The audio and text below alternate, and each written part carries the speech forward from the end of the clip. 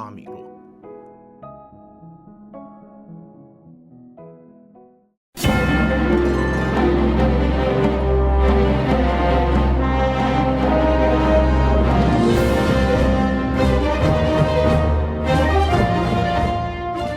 全宇宙的华人玩家，各位好，我是聂俊。聊了几期新游戏，今天我们再次把目光望向过去。这次我想聊一款已经被扫进了历史的回收站，还清空了回收站，再格式化硬盘再把硬盘给烧了的老游戏。而且这个游戏还是在 PSV 上的，连烧硬盘的火炉都给拆了。徒有性能没有游戏，是大部分人对 PSV 这台掌机的印象。而在微软推出精英手柄后呢，小 V 作为最贵手柄的尊严也被踩在了脚下。生涯总共1600多万的销量，和隔壁 VU 共同组成那个时代主机已死，手机当立的言论基石。现在来看这个预言是否靠谱，你们自己评判啊。不过相比于 PSV 的节节败退，当年的玩家更关心的是另一个日经问题：为什么 PSV 不出怪物猎人？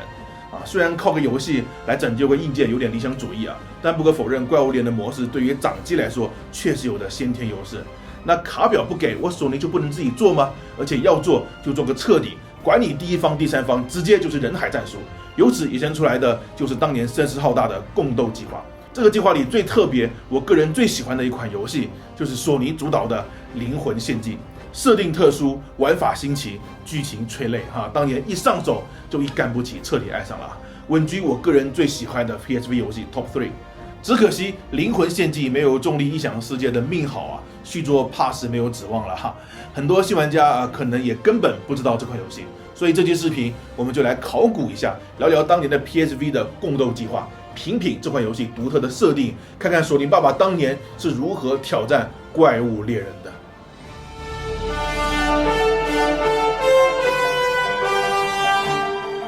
单纯的从硬件角度来说， PSV 算是我最喜欢的一款掌机，特别是1000型号扎实的用料，一体性的机身，瞎眼但噱头十足的 OLED 屏幕，当时一绝的双摇杆设计，还有一看就没啥用的触摸板，所有的细节都充满了索尼独有的骚泥味，和老人家轻量化玩具化的掌机路线截然不同。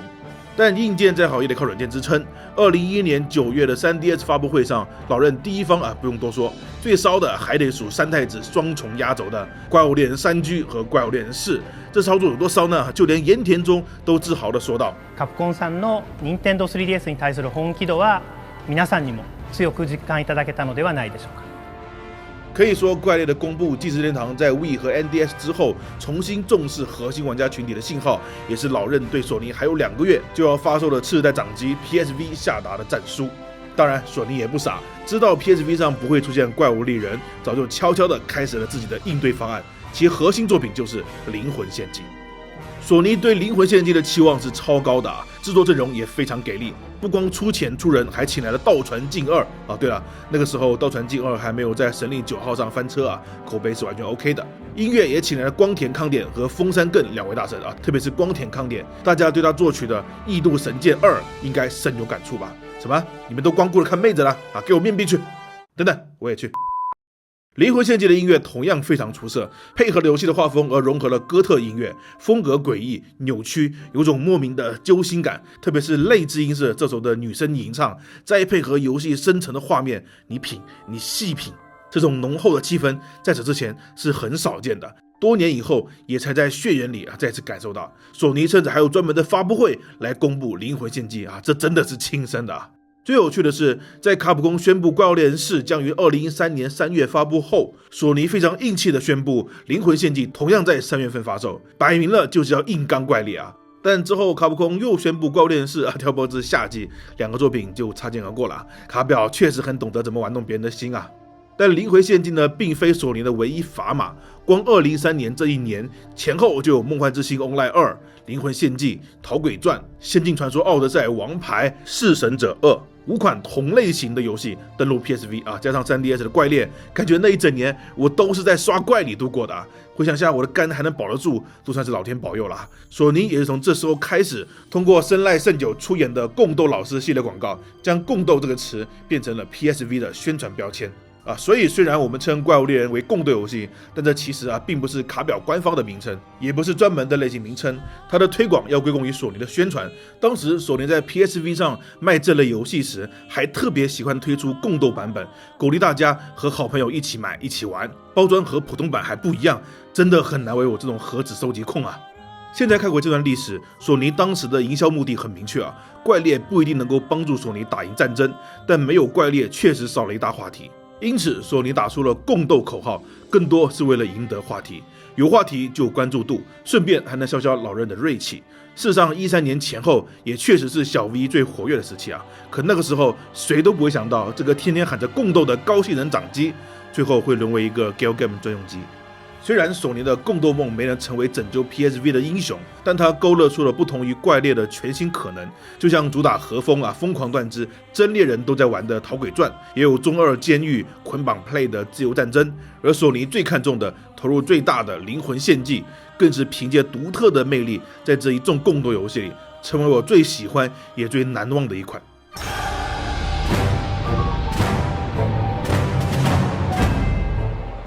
灵魂献祭和传统共斗游戏的一大区别在于玩家没有职业或者武器的区分，装备变成了手臂上的刻印，所以服装只影响外观，没有属性加成。战斗完全依托于魔法的选择，选择近战魔法就变成了狂战士甘道夫，准备远程魔法就是哈利波特，准备辅助魔法就主打团队协作。乍看上去，灵魂献祭只是把武器的概念偷换成了魔法换个皮而已，没啥新意，但实际没有那么简单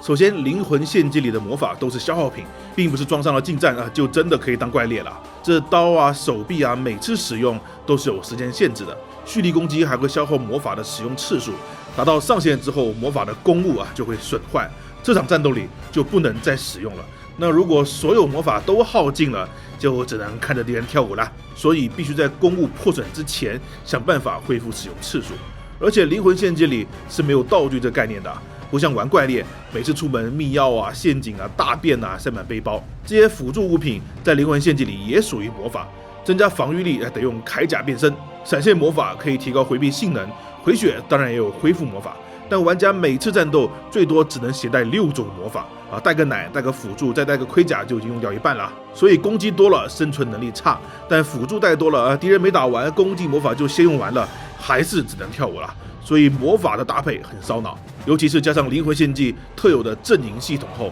战斗风格的区分就更加明显了。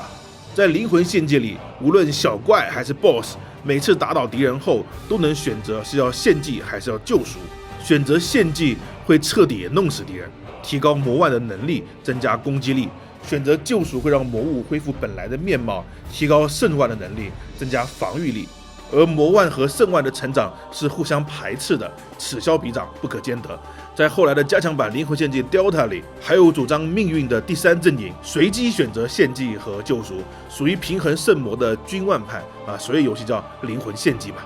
那阵营的倾向会影响玩家能够装备的刻印，到了后期圣魔之间的差距会非常大。极限魔腕会有超高的伤害，输出就像屁眼插了火箭一样但防御捉急，脆的都可以录 ASMR 了。高难度下领的饭盒可以喂饱整个非洲。相对的，极限圣腕又有超高的防御力，血条比我的脸皮还厚，但攻击力也是地中地，一顿操作猛如虎，一看敌人头顶还是绿的。我说的是血条你们想什么呢？所以在灵魂献祭里配合不同的魔法，选择自己的战斗倾向是非常有趣的无论是剑走偏锋的极端主义，还是稳扎稳打的中庸之道，都能满足玩家对角色的定制化要求。听起来还不错吧？别急，原版灵魂献祭里的平衡性做的其实并不好由于游戏里 BOSS 有弱点的概念破坏弱点是一大核心机制，但很多 BOSS 都人高马大，弱点的位置也很高，近战很难打到而很多远程魔法又自带半追踪功能，大概瞄准就行，施法速度还极快，堪比我们的东风快递所以在原版里很多任务只要远程 biu biu biu 破坏弱点，就可以把 BOSS 压制得非常厉害，大大降低了难度，也固化了玩家的攻略方式，整个游戏变成了第三人称的飞镖大赛。不过灵魂献祭里的骤步弱点破坏真的是酸爽那昆汀都觉得太多的出血量就像是往一缸的快乐水里面倒一桶曼妥思，特别是连续破坏时，画面极其治愈莫名的就很对我的胃口。不知道观众里面有没有同好来把弹幕打到爽里。总之，灵魂献祭的创意虽好，但毕竟是第一次做共斗游戏，平衡性的偏差也算是意料之中。所以在加强版的灵魂献祭 Delta 里，游戏重点改良了魔法的平衡，全面削弱了远程，加强了近战，算是改善了原版小李飞刀传的即时感了。而且加强版还带了另一个灵魂改动——魔法连携。如果说原版的战斗还有点像是武器换皮的话，那加入了连携系统之后的加强版就真的是有点魔法该有的奇妙了。比如玩家可以先用地鼠之爪让人物的回避动作变成浅地，然后再装备近战魔法，来个土遁升龙拳。原版中无法移动的巨大魔人，现在可以用咆哮魔法将其震碎成一堆小屁孩，再让他们去自动追击魔物。积雷魔法既可以自动附着在无属性的斧子上，也能让原本的地雷式食人花进化成魔幻版豌豆射手。我们甚至可以给敌人施加寄生种子，然后用恢复系的魔法给 BOSS 回血，直到寄生种子开花再一举造成大量伤害。如果有条件的好友一起开黑的话呢，那魔法连携的套路就更多了。玩家可以先发动盾牌魔法，然后让队友用相同属性的喷射把盾牌推成 Pro Max 版本。也能一个人变成了滚石，另一个人用巨人之碗的蓄力攻击来实现惊人威力的保龄球打击。如果还有一个队友在旁边把滚石吹成了 Pro Max 版的话，那场面就会更加凶残了，打中了畅快淋漓，打偏了一窥窥山。魔法连携的存在既加强了联机的配合，也给了玩家更多坑人的机会。小伙伴们一边互相指挥，一边互相埋怨的画面，光是想想都能让人笑出声来啊！毕竟鲁迅说过，能甩锅的游戏，联机体验一定差不了。而且这游戏最酷的一个设定是，玩家不光可以献祭敌人，我们甚至可以献祭自己，或者献祭队友。献祭自己很好理解啊，比如可以献祭自己的皮肤来发动火焰竞速，代价就是玩家的防御力会减半。献祭眼球会影响视觉，献祭双脚会降低移动速度，甚至献祭大脑会让角色变成弱智，导致魔法图标变成问号，非常有趣啊，算是一个相当重口的大招系统。但另一方面，如果 NPC 或者联机的队友死亡倒地，注意是联机的队友啊，对方也是玩家啊，那你既可以选择救赎，将自己的血分一半给对方，也能选择献祭掉队友，以此来发动威力巨大的全屏魔法。而被献祭掉的队友就真的死亡了，不能坐猫车了，只能通过灵魂视角来观察战场。这种通过牺牲队友换取伤害的设定，在联机游戏里是非常少见的，而且选择权在其他玩家手里，不在倒地的那个人手里，这就非常刺激了。当然，我知道有人可能会担心这样的设计会不会导致恶意的体验呢？但现实却出奇的简单，因为大家联机的目的都很直白，就是要赢，献祭掉队友等于失去了一份战斗力，很少会有人在 PvE 游戏里面这样选择。反倒是在高难度的任务里，持久战会让魔法消耗殆尽，失去战斗能力。于是有人会主动向其他玩家提议献祭自己。每到这种情节，我就会感觉特别亢奋啊！真的会有那种不惜一切代价也要战斗下去的热血啊！甚至有可能打到最后只剩一个人，那叫一个悲壮啊！共斗游戏里我玩过很多，有主打配合的，有讲究套路的，也有考验操作的。但像灵魂献祭这种将重点放在战斗方式的管理、组合与选择，甚至不惜将自己和队友作为战斗手段加以利用的玩法，真的只此一家。我喜欢灵魂献祭，并不是因为我觉得它超越了怪物猎人。要说系统的细节，灵魂献祭还有很多值得吐槽的地方啊，缺点多的是。但它至少走出了以怪猎为代表的精力管理和微操体系，打造出自己独特的框架和战场体验，而不是像《逃鬼传2》那样通过什么开放世界强行增加卖点。对于一个后来者来说，这本身就已经算是一种成功了。更何况，灵魂献祭的真正魅力并不仅限于它的战斗。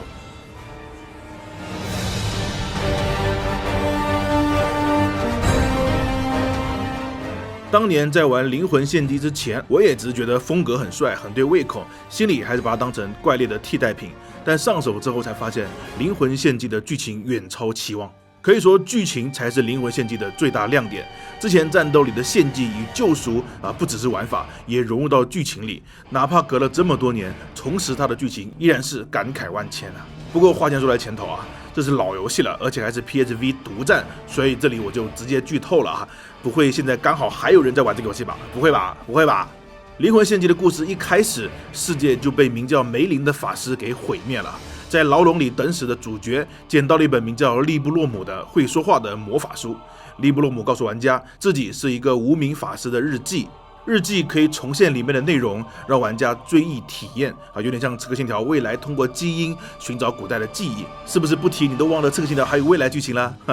只要不断的阅读日记，体验无名法师的生涯，就能够找出对抗梅林的方法。所以灵魂献祭的玩法就是通过日记获取无名法师的过去，并经历一遍他参与过的战斗。不过剧情的展现方式不是演出，而是名副其实的阅读日记。就连游戏的 UI 也是在翻阅魔法书。当进入游戏时，镜头从远处拉近到牢笼里，拿起利布洛姆，打开日记，进入记忆。结束战斗时，又是画面定格，镜头拉回，仿佛自己的体验成为了书的一部分。整个过程代入感极其出色。而且 PSV 当年的一大卖点就是触摸屏啊，不是 3DS 那种电阻屏啊，是手指可以精准操作的电容屏。当年我真的还在老妈面前卖弄过这个屏幕啊，玩家真的像看书一样用手指翻阅日记啊。当然现在随便一个手机看漫画都能做到啊，但在当年这是极其沉浸的体验，还没普及智能手机那个年代所独有的乐趣，现在是体验不到的啦。灵魂献祭的艺术风格极其黑暗，没有帅哥靓女，没有炫酷的装备，映入眼帘的全是扭曲的肉体、露骨的欲望、丑陋的怪物。有人因为无尽的食欲变成了寻找猎物的哈皮，有为了隐瞒身世被领主戴上铁甲面的私生子，并将自己的母亲化为巨斧猎杀每一个幸福家庭。弟弟因为嫉妒双胞胎哥哥而内心充满邪恶念头，最终和饲养的鳄鱼在一起，把国家变成了恐怖的海上巨兽。玩家所扮演的魔法师为了获得力量，可以献祭自己的肉体，疯狂地把脊髓和心脏从嘴里拉出来，以这种血腥病态的方式创造出人们口中神圣的王者之剑如果这个世界上真的有地狱，那可能也不过如此吧。相比于魂系列隐晦神秘未知的恐惧，灵魂献祭的黑暗要更加直白，毫不优雅。制作组把灵魂献祭的魔法定义为人类不该拥有的也无法掌握的存在。它不是哈利波特里可以通过血统和练习就能控制的力量，也没有什么生命起源、查克拉流动等等科学解释，它就是凌驾于人类之上的。人类想要使用魔法就必须付出代价，而且和钢炼里的等价交换还不同。为了发动一个并不强烈的魔法而祭献一只手臂甚至生命，这能叫等价交换吗？这就是邪教嘛，反派才会用的招式。这种荒诞又有冲击力的风格和很多游戏都不同因为它的幻想是真实的，就像《鬼影实录》这样的伪纪录片会让我们感觉毛骨悚然，因为它符合真实又毫无道理在灵魂献祭身上，这个真实就是人的欲望，毫无道理就是人们为了这个欲望付出的代价。所以我特别喜欢加强版中以格林童话为背景的一系列魔物设计比如3只小猪是长这样的，白雪公主和7个小矮人是这样的，青蛙王子就更鬼畜了讲的是国王爱上了一个女人，但女人其实是青蛙变的正在给另一个人报恩。可国王不管青蛙的拒绝，把他抓了过来，单方面的灌输所谓的爱情，最后变成了这副模样。其实童话故事早期民间版本都是很黑暗的并不是现在儿童读物里那么美好。黑暗童话基于现实又有悖于常识的设定，和灵魂献祭整个游戏的基调如出一辙。而且别看灵魂献祭的剧情是日记形式，就认为演出会很敷衍。不夸张的讲，它的代入感比很多 RPG 都要强。制作组在文字的排版、特效、配图、动画、音乐还有战斗的结合上花了很多功夫，有时简单的几句话却分量十足。我印象特别深刻的是序章玩家参加亚法龙魔法测试，同行的妹子尼木爱一开始非常冷漠，一口一个弄死脸，老傲娇了。果不其然慢慢的两人的关系越来越微妙，眼看就要抱得美人归了，日记上却出现了新的任务，讨伐对象是尼木爱。原来在游戏的世界里，被献祭的那方灵魂和记忆会依附在魔法师的右手上，随着献祭的累积，忍受不了这些痛苦记忆的魔法师最终也会迷失自我，变成魔物。对于崇尚献祭的亚法龙来说，魔法师必须学会抛弃感情，献祭队友。2人组队，但只允许存活1人，这是亚法龙魔法测试的通过率绝对不会超过1半的真正原因。更残酷的是，在这场测试里，玩家依旧可以选择救赎尼木爱。我相信选择救赎的玩家绝对不止我一个但被救活的妹子会再次攻击我们任务只有献祭了尼木爱之后才会结束，所以我们一遍又一遍的救赎尼木爱，期望着故事能有不同的结局，但最终只能一次次的杀死他，直到最后选择献祭。这一刻，玩家才真正跳脱出游戏，感受到了献祭与救赎真正的意义。配合上日记里尼木爱的追忆当时我直接就泪奔啦。游戏里多年之后，为了阻止世界毁灭，教派给全世界的人施加了幻术。因为幻术的原因尼姆艾再次出现。面对强大的教派，尼姆艾鼓舞玩家，坚定地说道：“走吧，让我们继续那场测试。”音乐背景开始播放赌上生命的一击。在整个游戏为数不多的激昂乐曲中，熟悉的组合，不同的心境，战斗正式开始。灵魂献祭的剧情，我的文案改了很多不是怕剧透，而是我越关注它的故事，就越会发现很多演出效果并不能用单纯的语文来形容。就像游戏里每个小节结束都会有一个距离世界毁灭还有几天的倒计时。一开始玩家看着倒计时会越来越压抑，感觉暗示的这个故事不会有好的结局。但慢慢的，这行倒计时却变成了即使世界毁灭，人有些感情不会就此消失。世界已经毁灭，但我仍然活着。即使世界终结，人们的希望仍会被传送下去。小小的细节对玩家来说却是一个巨大的鼓舞哪怕它并没有改变世界已经被毁灭的现实，但我们就是能从中获得力量。灵魂献祭冰冷黑暗的外壳之下，包裹的其实是一颗火热的内心。当玩家最终突破牢笼，向双子之神发起挑战，能不能胜利已经不重要了。哪怕毁灭的循环无法打破，但这种又想哭又想笑，身处绝望又怀抱希望的感动，是灵魂献祭最特殊的魅力。翻开利布洛姆，故事的最后如是写道：能够留在书上的，只有早已成为往事的过去，记载着未来的那一页并不存在。也就是这样，未来才充满了可能性，因为这前方竟是一片白纸，能化作无数希望的白纸。要在未来的书页上写些什么，掌握在阅读这个故事的你手上。从今往后，就是你的故事。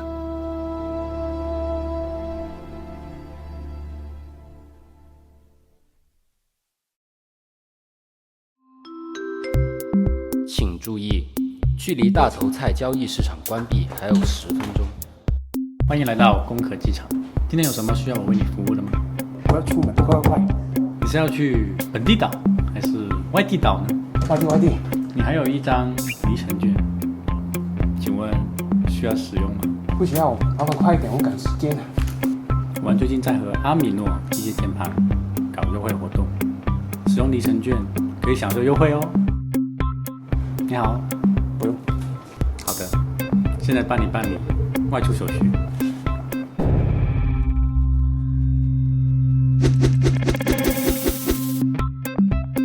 手续已经办好，祝你旅程愉快。请注意，今天的大头菜交易市场已关闭。奇优联机宝加速你的成功之路，祝你1秒钟几百万上下。